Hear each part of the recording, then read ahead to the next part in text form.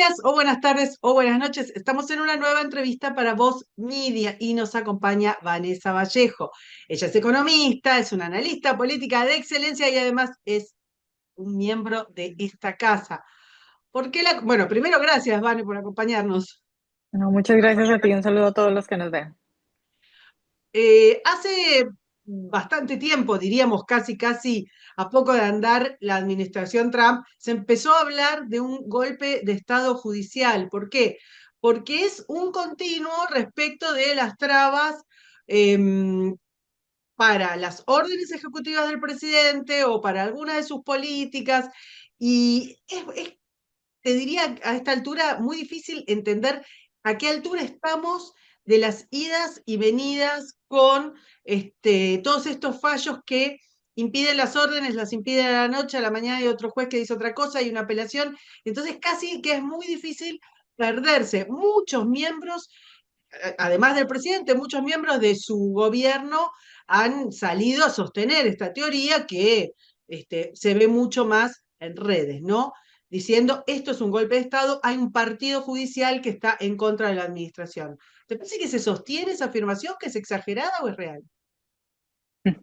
Yo creo que como en la mayoría de los casos, siempre la verdad está como en el medio. O sea, yo creo que evidentemente sí hay una respuesta exagerada por parte de jueces, por parte de tribunales inferiores, pero creo que ahí se pueden considerar, digamos, tres asuntos para mirar qué es en realidad lo que está pasando. Y lo primero es que pues también hay que reconocer, y creo que también para todo el mundo es evidente, que estamos ante un presidente que tiene una capacidad de actuar pues mucho más, digamos, grande, que pues si lo pones al lado de Biden, obviamente es una cosa abismal, pero en general, en comparación con cualquier otro expresidente, tenemos un presidente Trump que yo creo que ya va por más de 150 órdenes ejecutivas. Ahí ya perdí la cuenta también. Firmó un montón nada más en su primera semana. Y algunas de esas órdenes es que si somos generosos, por lo menos plantean dudas en ciertas cuestiones y en ciertos procesos. Entonces, por un lado tenemos eso, un presidente que está firmando órdenes ejecutivas con impactos bastante fuertes, con preguntas constitucionales. Yo creo que para los abogados constitucionalistas esta debe ser una época de mucho regocijo y de mucha estimulación intelectual, porque son preguntas muy interesantes, la verdad, y son audiencias muy interesantes en la Corte Suprema. Es una lástima que, como tú dices, son tantas que uno ya pierde el hilo y se le enredan los casos y todo eso, pero de verdad que son preguntas muy interesantes las que se están poniendo sobre la mesa. Entonces, por un lado, la exagerada, bueno, exagerada no sé porque eso sería negativo, pero pues digamos la gran cantidad de órdenes ejecutivas con problemas importantes que plantean por lo menos dudas constitucionales. Por el otro lado, evidentemente están unos tribunales que, por un lado, es que hay jueces que evidentemente son jueces que son activistas, eso es cierto. Pero por el otro lado, yo creo que en general en el país, en este momento, y a partir también del primer momento del primer periodo de Trump, vimos unos tribunales más dispuestos o un ambiente en general más abierto a emitir este tipo de injunctions, o en español sería como órdenes cautelares o órdenes judiciales, lo llaman en otros países, que lo que hacen de pronto para la gente que no está familiarizada es que estos tribunales inferiores frenan a nivel nacional una orden del presidente, es decir, la frenan, la ponen en pausa porque consideran que esto ocasiona un daño grave a las personas que ponen la demanda, pues. Entonces frena ese actuar del presidente y creo que en general eh, esto, este tipo de órdenes judiciales, de tribunales frenando las órdenes de los presidentes y el poder del Ejecutivo, es muy nuevo en este país. Es decir, hace unos cuantos años,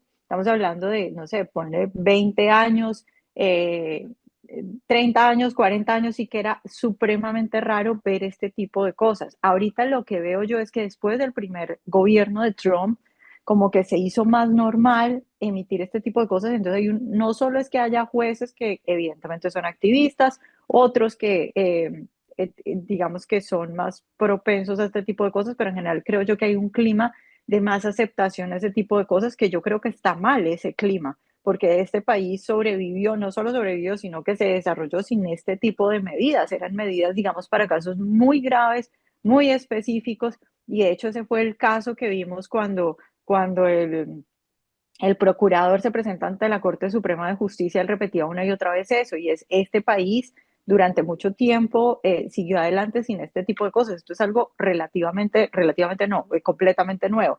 Y por el otro lado, hay un asunto muy interesante, y es que, o sea, mirando como los tres factores, está el factor del presidente que está emitiendo muchas órdenes ejecutivas, el factor de los jueces, que incluye también un ambiente más favorable a este tipo de cosas de mayor aceptación, pero por el otro lado está el punto, el otro actor, que son los demandantes. Y es que aquí hay algo muy interesante, porque claro, el injunction se emite después de que un grupo de demandantes va ante un juez, pero resulta que ellos pueden elegir en qué distrito, e incluso a veces más o menos pueden terminar eligiendo qué juez. Entonces, obviamente, es, digamos, un atractivo muy grande cuando tú tienes un grupo de gente que ellos se consideran afectados, y puede que estén afectados, pero el hecho de que estén afectados no quiere decir que un juez tenga que frenar, no quiere decir necesariamente que un juez tenga que frenar a nivel nacional al Ejecutivo, pero el caso es que es muy atractivo para gente que se sienta afectada y que se vea afectada. Pues si van a poder escoger el distrito y van a tener la posibilidad casi que de escoger el juez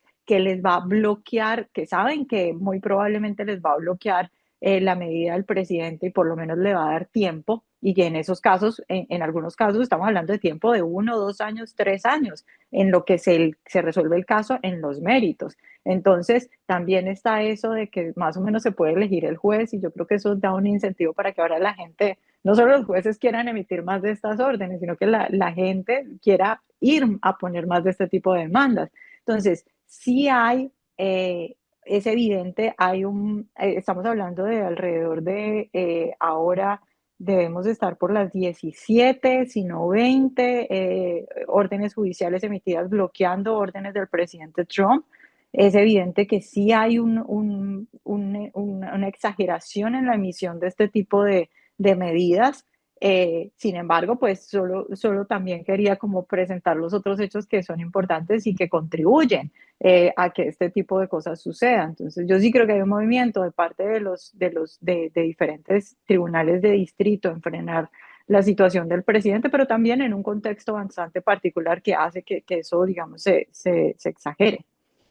Es interesante porque, bueno, partamos de la base que es raro, esto que decís vos es un fenómeno extraño, porque en general en otros países el demandante, los grupos demandantes, que es cierto que además están muy organizados, financiados, en algunos casos, en otros no, uno trata de ver las generales, claramente puede haber gente que se sienta efectivamente afectada por alguna orden ejecutiva, y también tenemos un movimiento militante que ha encontrado, digamos, en los canales judiciales otra manera de hacer política. Pero en otros países la demanda se establece específicamente en el lugar donde está el afectado, donde vive el afectado, y además son por sorteo. Esta posibilidad del cherry picking es como si el sistema no hubiera tenido en cuenta las posibilidades que le iba a dar una política tan polarizada como es la política del siglo XXI, no solo a Estados Unidos, sino al resto del mundo, y ahí iba. Vos decís, esto es Sí, raro, y esto no es raro en otras partes del mundo, no es raro en el último siglo, digamos, en los últimos años, en lo que va desde el principio del siglo, que la política interfiera con tanta fuerza en la gestión de un presidente. Y lo hablo en todo el espectro político, pero este permanente análisis y denuncia de políticos de izquierda y de derecha respecto del lawfare es algo que se viene dando y que quizás era raro en Estados Unidos. ¿Te parece que ya, digamos, esta idea de la política no como independiente, sino como quizás un factor más de la polarización, llegó a Estados Unidos y se va a instalar? sí, yo creo que esto es, digamos, consecuencia en parte, del odio tan grande que se le tiene a Donald Trump, y que hace que tanta gente se avive y se sienta como con A ver, yo, digamos, en el caso, por ejemplo, de los periodistas, que es lo que yo veo a diario y que lo que durante tanto tiempo he analizado y siempre intento como intentar trasladar eso, por ejemplo, al caso de los jueces y a otros actores que cada vez vemos más en contra del presidente Trump. Y en el caso de los periodistas, yo lo que veo es que el odio de los es un odio, no es una crítica constante, es un odio personal. Y cuando una persona ya tiene un odio, digamos, personal, eso creo que nubla la razón y nubla a veces la conciencia, porque además yo lo que siento en muchos periodistas, por ejemplo, es que ellos sienten que están, que cualquier ataque contra Trump es una defensa a la democracia. Entonces yo siento, trasladando eso ya a este caso que es de lo que estamos hablando, yo siento que eso puede estar pasando con muchos jueces que ven cosas personales o que ven situaciones que son específicas como abrirle la puerta a un ataque a la democracia. Y en realidad hay muchos casos en los que sí se plantean dudas muy interesantes. Y aquí yo creo que va a pasar algo muy interesante en los próximos años, porque se supone que tenemos, se supone no, tenemos una corte suprema conservadora, es decir, la mayoría es conservadora. Y en algunas de las decisiones que hemos visto, de las audiencias que hemos visto que ya han llegado a la Corte Suprema, hemos visto unos jueces como algunos como, digamos que emitiendo decisiones que para algunos son un poco extrañas, ¿no? Y es porque efectivamente esto abre preguntas muy interesantes. El punto, por ejemplo, con esto de estas órdenes de estos jueces, eh, en una de las audiencias ante la Corte Suprema, la administración Trump, el procurador general, le pide a la Corte Suprema que se manifieste acerca de estos injunctions de alguna manera para frenar a estos jueces y que no intervengan con la agenda del presidente y que no intervengan con el Poder Ejecutivo. Entonces, cuando la administración le pide eso a la Corte Suprema, que es como una especie de llamado de emergencia, algo así es el término que hacen, eh, lo que vi yo en esa audiencia fueron preguntas muy interesantes a nivel constitucional, digamos, siendo honesto, porque siendo político, yo podría decir, es evidente que le están frenando la agenda al presidente Trump, y eso es cierto. Pero al mismo tiempo, ya cuando uno se pone a ver, digamos, en materia constitucional, no solo sobre Trump, sino sobre lo que puede venir en adelante, digamos, porque una decisión de la Corte Suprema, pues, afecta a este país en décadas y en lo que pueda venir de aquí en adelante. Entonces, el punto con los injunctions y estas, pues, todas estas órdenes, es que son una especie de medida para frenar la posibilidad de un poder absoluto del presidente. Entonces recuerdo a la juez Elena Kagan, que es obviamente liberal, pero haciendo una pregunta que leí en muchos foros de constitucionalistas debatiendo al respecto y validando este tipo de dudas. Ella, la pregunta que le hacía al procurador general, que obviamente estaba pidiendo a nombre de la administración, pidiendo que se frene de alguna manera a estos jueces, es cómo se puede entonces proteger a un país, es decir, en el caso de que se eliminaran o se limitaran en un amplio rango este tipo de medidas de jueces y de tribunales inferiores ante el actuar del Ejecutivo, ¿cómo se puede entonces frenar al Ejecutivo en casos en los que se sale de control? Entonces ya le preguntaba al Procurador General, si un presidente, por ejemplo, dice mañana, voy a frenar, voy a quitarle todas las armas a la gente porque considero que estamos en una situación de crisis, porque obviamente en muchas situaciones lo que hace el presidente Trump es decir, estamos en una crisis de fentanilo, entonces porque en respuesta a esta crisis voy a hacer esto, siempre es una crisis, ¿no? Entonces le decía la juez Elena Kagan, si un presidente dice estamos en una crisis de violencia, están pasando todas estas cosas y efectivamente tiene los números para,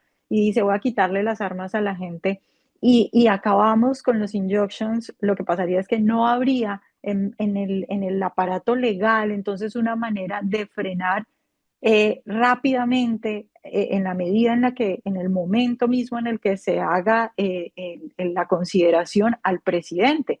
Esa, por ejemplo, ese locura de un eventual presidente, el mecanismo para frenarlo es a través de este tipo de medidas de los jueces. Entonces, aquí hay unas consideraciones muy interesantes y es que yo creo que todos estamos de acuerdo con que es valioso y seguramente por eso es que está establecido en el sistema de Estados Unidos que esto se puede hacer. Pero entonces la pregunta fundamental es en dónde se traza la línea y cómo la Corte pudiera regular eso. Es decir, cómo la Corte pudiera decirle a los jueces, digamos, en medidas generales, tal vez la solución, digamos, más sabia sería dejar a los jueces con ese poder en el caso de que se tenga que efectivamente frenar a un presidente de manera inmediata, pero limitar eso para que no sea con todo, porque lo que estamos viendo ahora es que efectivamente con casi todo lo hacen. Pero ¿cómo haces tú para dar esas indicaciones y en qué momento trazas la línea? Porque efectivamente en algunos casos son cosas irreparables y son difíciles estos casos. Entonces yo creo que en la medida en que estamos viendo un presidente tan activo, que estamos viendo cuestionamientos de verdad importantes en medida constitucional, cada vez vamos a ver más ese enfrentamiento. Yo, pues a nivel general diría que entre las cuestiones judiciales y el presidente, incluso con la Corte Suprema de Justicia. Bueno, porque eso justo te lo iba a preguntar más tarde, pero ya que estamos y lo nombraste, lo digo. ¿Cómo ves? Porque es cierto y cada tanto la crónica periodística, sobre todo la crónica periodística favorable, si querés, o que evalúa positivamente la administración Trump, suele decir, bueno, tal juez nombrado por Biden, tal juez nombrado por Biden. Y esto de vuelta es una constante en todos los países que en general el progresismo ha dejado, te diría, minada la base judicial. No tanto las Cortes Supremas, pero sí los jueces, digamos, que están en el contacto más inmediato con este tipo de causas y que son los primeros que mandan estas anulaciones. Eh, ¿En qué medida crees vos cuán minado o en porcentaje cuánto te parece que el Partido Demócrata ha intervenido, no sé si es la palabra, o, este, o sesgado el Poder Judicial en la base? ¿Y en qué medida esta Corte está respondiendo como no sé, como la opinión pública suponía que iba a responder, dado que efectivamente, como bien decís, se suponía que era una corte de orden más conservador? A ver, sobre lo de en general, lo de los jueces, digamos, de distritos, jueces de distrito, yo creo que no es la mayoría los que normalmente son activistas y yo creo que la mayoría efectivamente quieren hacer las cosas bien. Hace poco en una audiencia también escuchaba a uno de los jueces de la Corte Suprema que decía, yo no recuerdo exactamente cuál era, pero era uno de los conservadores y decía que él confiaba en los jueces de este país y que creía que la gran mayoría de ellos efectivamente querían hacer las cosas bien, pero que eran humanos y se podían equivocar. Eso por un lado, pero por el otro lado yo lo que creo es que hay unos pocos que son tan activistas y que son tan, sí, como que tan Parciales. obsesionados, sí, tan obsesionados con Trump que esos pocos pueden hacer mucho daño y eso efectivamente se ve muy grande. Pues imagínate todo el daño que le hicieron a Trump en la campaña presidencial y eso fueron unos pocos fiscales. Entonces, Nosotros yo no creo charlamos que en es, su momento, ¿te acordás? Que era una cosa similar. Yo te decía, vos obviamente llevas el caso y tenés al dedillo todas las causas y era como, Vanessa, no puedo seguirlo, no sé cuántos juicios tiene, cómo están estos juicios, cuántas condenas, cuántas. Durante la campaña fue realmente abrumador. Eso también hace que en la opinión pública, y sobre todo si consideramos que nuestras sociedades todas están muy polarizadas, haya siempre una mitad de la sociedad que descrea de la justicia como contralor del poder ejecutivo y piense que no sirve como control. Olvide esto que estás diciendo vos, que es fundamental, el valor del poder judicial para enfrentar una eventual tiranía, que es para eso, para lo que está, ¿no? sí, exactamente. Entonces, sí, yo creo que no son la mayoría de los jueces. Yo simplemente creo que hay unos que son eh, tan extremos que hacen que uno se sienta, como tú dices, abrumado y que uno pueda, que alguna persona pueda tener la percepción de que de pronto es todo el sistema judicial, porque además así se está presentando desde cierto sector de la administración Trump. Por ejemplo, Stephen Miller constantemente está tuiteando diciendo que es una tiranía, y a ver, es decir, aquí es de verdad que es esos casos en los que tú dices, la verdad está en el medio porque yo le encuentro razón a los dos lados. Es decir, si yo te planteo, incluso en el ángulo, como yo cuente las cosas, los dos lados se pueden ver racionales. Es decir, si yo digo, como dice Stephen Miller, es que cómo es posible que un juez que recibió, no sé cuántos votos tenga que recibir un juez, pero son muy pocos para ser elegidos en comparación con los votos que recibe un presidente, pueda parar la voluntad de un presidente que en general se supone que es la voluntad de la mayoría del pueblo que lo eligió. Evidentemente eso es injusto y es, digamos, en cierta medida cierto cuando uno dice, pues entonces eso es más bien el poder de los jueces y no el poder del presidente y el juez tiene más poder que el presidente. Pero luego cuando uno mira y entonces se pone en detalle y uno dice, bueno, ¿qué puede pasar si de pronto se frena a los jueces de hacer esto? O en este caso en particular, eh, es bueno hacer eso o no es bueno, abre las puertas para problemas constitucionales o no. Entonces ya ahí uno empieza de pronto a darle puntos a ciertos jueces y a preguntarse si vale la pena o no vale la pena eso. Ahora, sobre lo de la Corte Constitucional, es muy interesante porque la verdad es que yo siento que, mira, hace poco, por ejemplo, pasó un caso muy interesante y es el caso y me da risa porque de hecho en el noticiero de Voz, cuando hacemos el análisis en el panel, que siempre me acompañan Orlando y Alfonso analizando las cosas, ellos dos dijeron que estaban en contra de la decisión de la Corte Suprema y yo dije que yo entendía la decisión de la Corte Suprema en un caso que para un conservador por encima debería ser un caso fácil. Pero cuando yo me pongo a analizar, porque a mí es que me gusta leer estos temas de cosas de constitucionalismo, entiendo por qué los jueces pudieron hacer eso. Es decir, este caso que pasó la semana pasada es de un niño que fue a su escuela con una camiseta diciendo que solo existen dos géneros. Entonces la Exacto. escuela le dice que no puede llevar esa camisa porque pues va a causar un desorden y porque va a causar problemas.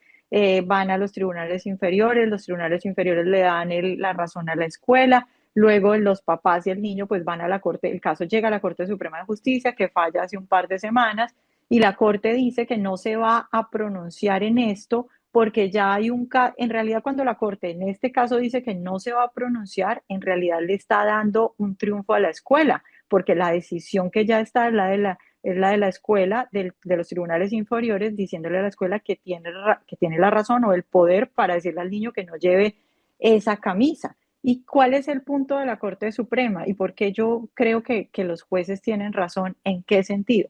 La Corte Suprema se basa en un caso anterior, que es un caso que, digamos, deja el precedente en el que se dice que las escuelas pueden evitar que los niños utilicen mensajes o camisas o lo que sea que mande un mensaje si eso va a, digamos, a perturbar el ambiente. Entonces, uno como conservador mirando por encima el caso, ¿qué es lo que diría? Bueno, pero es que si los de izquierda, si incluso los profesores traen esa ideología al colegio, ¿cómo el niño no va a poder hacer eso? Pero ¿qué es lo que mira un juez? Un juez no está mirando si otro profesor hizo aquello, si otro niño se fue, como sea, no está mirando el caso que le están presentando en ese momento.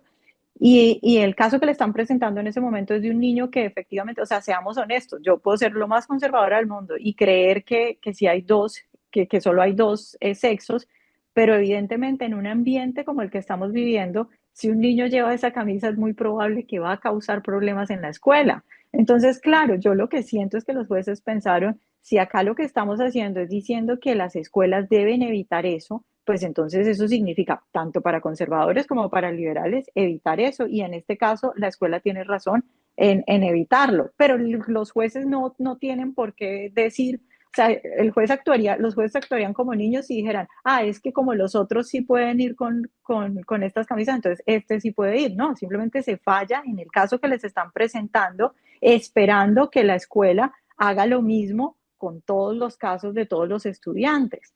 Entonces, ese caso, por ejemplo, ha decepcionado a muchos, pero yo creo que es porque imagínate que la escuela, que la Corte Suprema dijera, no, sí puede llevar ese tipo de camisa, entonces los otros del otro lado también pudieran llevar, eso significaría que los otros también deberían llegar, y ese no es el mensaje que está mandando la Corte. Entonces, son momentos muy interesantes donde yo creo que a veces las decisiones que nosotros como conservadores por encima vemos como sospechosas o raras, cuando uno va al fondo, intenta pensar qué es lo que quiere hacer el juez, de pronto esas decisiones ya no suenan así de malas ni, de y uno puede arbitraria. entenderlas El mejor. caso, Ajá. el caso que contás es también bien interesante porque te demuestra cuán politizada y polarizada está la sociedad para que llegue a la corte un caso que francamente, más allá de que a uno le guste o no le guste la decisión de la corte, es un caso menor. Ujú,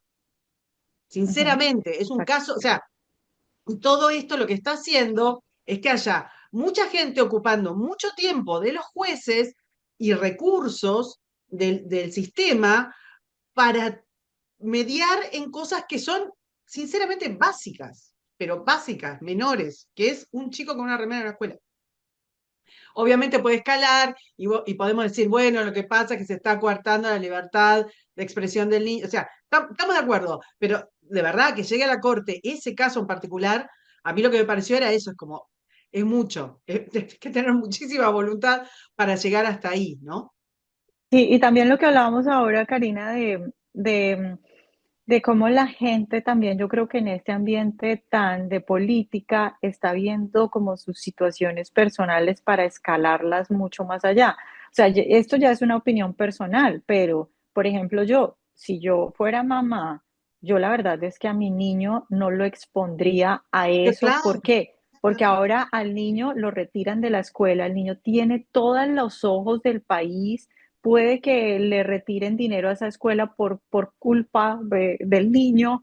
Y yo no sé si eso es una atención, es decir, si nosotros que somos grandes a veces cuando nos llega tanta atención en redes nos sentimos como que esto es maluco, esa atención para un niño, y yo veo muchos lo consejos. que contás es cierto, la foto del chiquito, no me acuerdo cuántos años tenía, cuántos años tiene, con la remera dio vueltas, estuvo en todos los medios. Eso lo expone también al insulto, a la aprobación o al insulto de las mitades que están a favor o en contra. Es, es, es francamente raro. Em, Déjame que te pasee un poco, ya que estamos pensando un, un poco cuáles son los casos que se justifican o que tienen sentido y cuáles son los casos en los que francamente parece activismo. Eh, Algunas de la mayor cantidad de órdenes que fueron trabadas y vueltas con una apelación y vuelta, y hablamos de que pasa en el término de 24 horas, tienen que ver con los aranceles. Y como los aranceles son muchos y distintos, y van y vienen y se cambian, a esta altura es muy difícil de saber en qué situación y cómo queda, incluso para la administración Trump, la seguridad jurídica. Bueno, no te lo tengo que explicar, vos sos economista, es muy importante para la economía de un país, porque, francamente hay que producir, hay que importar, hay que poner a trabajar, y sí, los aranceles, y hablamos no de arancelitos, hablamos de aranceles, la Bartola, como tiene el presidente, 30%, 25%, 85%, 140.000%. ¿Qué pasa con esta situación y cómo afecta la economía del presidente? Porque ya a esta altura no sabemos en qué situación están todas las órdenes de todos los aranceles, y cómo esto puede seguir. La verdad parece un pandemonio. Sí, sí, un pandemonio, pero es que es tan interesante todo esto en materia legal, porque mira, por ejemplo, la corte que frena, porque fueron dos cortes las que frenaron lo de los aranceles de Trump, que específicamente son los aranceles recíprocos, eh, los que puede frenar la corte, las dos cortes que frenaron, ¿no? Y una de esas cortes, no todos los jueces, si no estoy mal, eran tres jueces los que terminan frenando eso, y no todos eran puestos por Biden. Al menos había uno que era puesto por Trump y el otro creo que también era puesto por Trump. Y es algo que, ya te digo, un conservador por encima, sin ponerle cuidado a nada, diría, ¿cómo es posible que una corte frene la voluntad del presidente de poner aranceles si en eso se basa toda su política económica, de internacional, de Geopolítica, presionar a los exactamente. demás? Todo está basado en los aranceles. Pero el asunto es que lo que dicen estas cortes que frenan al presidente es que el presidente sí tiene poder para poner aranceles, pero cuando son aranceles específicos, porque unos aranceles generales, porque fíjate tú que estamos hablando de un Trump diciendo, vamos a poner aranceles del 50% a todos los productos que vienen de un país. Ese tipo de aranceles constitucionalmente tendrían que pasar por el Congreso a ese rango. Entonces, yo entiendo que nosotros queremos que la agenda del presidente avance, a mí me gusta cómo el presidente utiliza todo eso, pero no solo en el caso del presidente. Yo lo que miro y lo que entiendo que para eso es que funciona el derecho y para eso es que funciona la Corte Constitucional, no es el caso en particular, es el precedente, es lo que viene de ahora en adelante. O sea, yo no creo tampoco que sea bueno que un presidente tenga todo el poder para de la noche a la mañana, porque imaginémonos que no fuera Trump. A mí me parece que Trump es sensato y me parece que Trump tiene buenas estrategias, pero que llega un tipo súper loco de izquierda y de la noche a la mañana puede poner aranceles a todo el mundo y yo de pronto ya no estoy tan de acuerdo, pero es que ya la Corte abrió la puerta a eso, ¿sabes? O sea, si se hiciera así. Entonces, ahora entonces esas dos cortes pues frenan eso, luego se restituye, pero el punto con eso es que yo creo que al llegar a la Corte Suprema, cuando llegue a la Corte Suprema, yo no le veo muchas posibilidades de triunfar al presidente con esto, porque él lo que está diciendo es que hay una crisis de fentanilo y que por esa crisis de fentanilo entonces él se abroga la autoridad de poner aranceles recíprocos, es decir, fíjate que él o la administración Trump de hecho admite que ese tipo de aranceles deberían pasar por el Congreso, pero como hay una crisis de Y no- fentanilo, y yo no quiero poner en duda que haya una crisis de fentanilo, pero la verdad es que a mí sí, yo sí entiendo a los jueces cuando dicen esto es abrirle la puerta y esto no es constitucional. Ahora que el presidente tiene otras opciones. El presidente sí tiene el poder de poner aranceles específicos, decir, por 3 meses voy a poner aranceles a las importaciones de acero. Eso sí está en la Constitución. Entonces yo creo que este es uno de los casos flojos para el presidente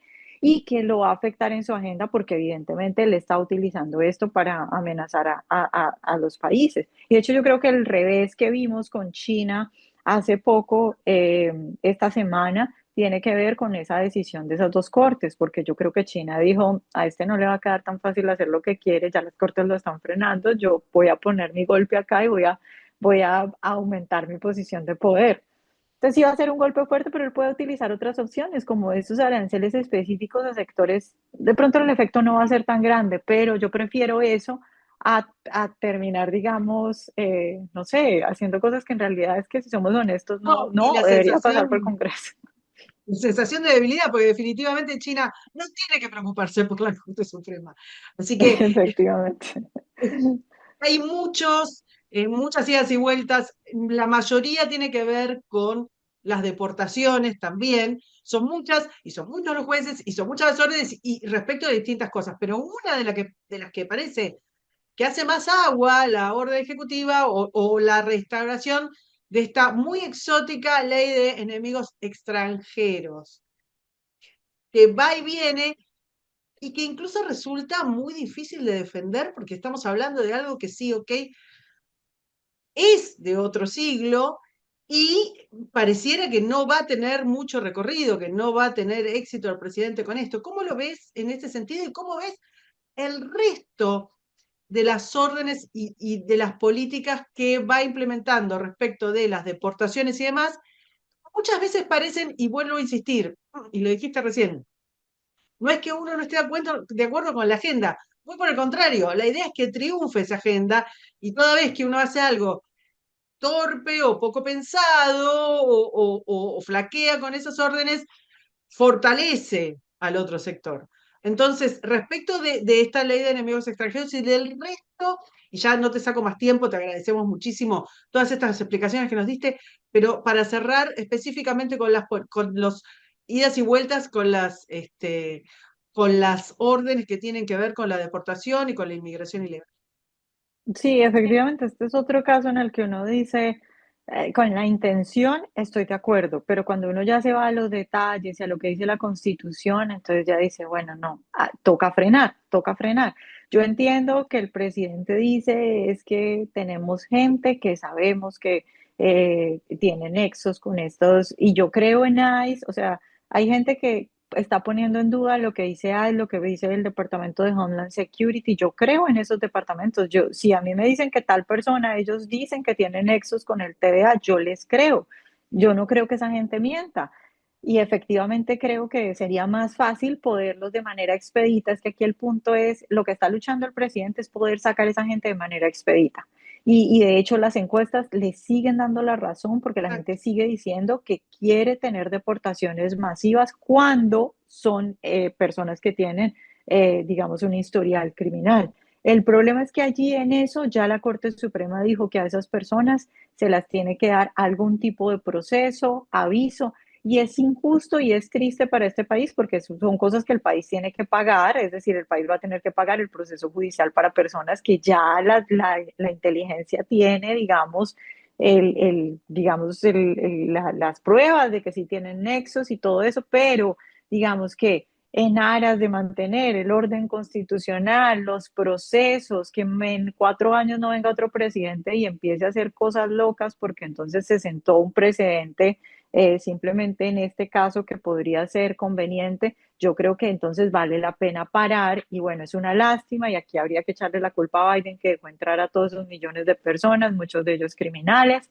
En ese sentido, ya la Corte Suprema se manifestó, dijo que esta gente no se puede estar deportando si no se le da algún tipo de Debido proceso. digamos, sí, lo otro luego, lo del estatus temporal de los venezolanos, los cubanos y todo esto, que también obviamente, a ver, es una lástima. Nosotros como hispanos, yo como migrante lo siento mucho, me parece que debería hacerse algo para la gente buena, pero aquí y aquí de nuevo, mirando la Constitución y mirando lo que dicen las leyes, y aquí ya digamos sí, digamos, en razón de lo que dice el presidente o dándole la razón a lo que ha hecho el presidente, la verdad es que este es un programa que se inventó Biden, que incluso se podría decir que es un programa ilegal porque eso no fue aprobado por el Congreso y que este tipo de programas, como lo dice su nombre, son temporales. Entonces, aquí sí tiene la razón el presidente, tanto en política y agenda como en constitución y en leyes, de decir que esto se debe acabar y que él puede acabarlo, y ya por eso pues se decide, la Corte decide que sí lo puede acabar. Lo del el derecho a la ciudadanía por nacimiento, ahí yo creo que sí ese es un caso que no está fuerte para el presidente, porque lo que dice la Constitución es que aquellas personas que están bajo la jurisdicción, los hijos de personas que están bajo la jurisdicción del gobierno americano tienen derecho a la ciudadanía.